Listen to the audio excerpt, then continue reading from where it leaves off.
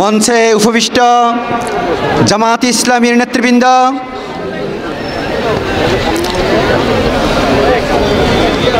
আজ বিকাল 4টা থেকে শুরু করে আজকের এই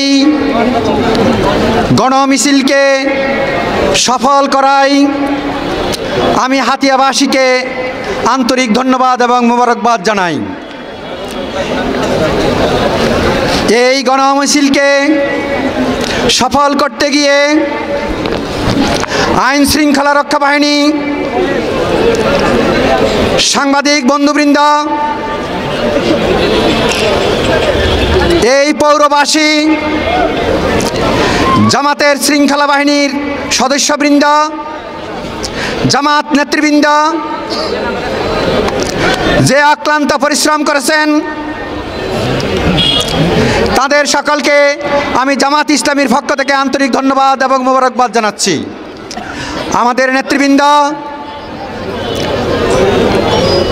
দিক নির্দেশনামূলক বক্তব্য রেখেছেন, আমাদের করণীয় উপস্থাপন করেছেন, হাতিয়াবাসীর করণীয় নির্ধারণ করে দিয়েছেন।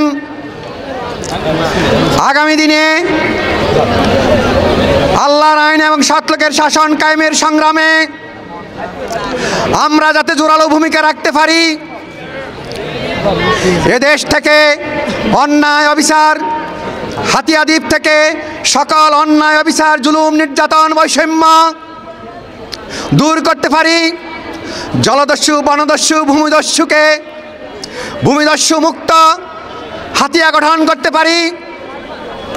সকলকে সহযোগিতার জন্য বাংলাদেশ জামাত ইসলামীর নেতৃত্বে হাতিয়াতে একটি আধুনিক হাতিয়া গড়ার জন্য আল্লাহর আইন এবং সৎ লোকের শাসনের উদ্দেশ্যে জামাত নেতৃত্বকে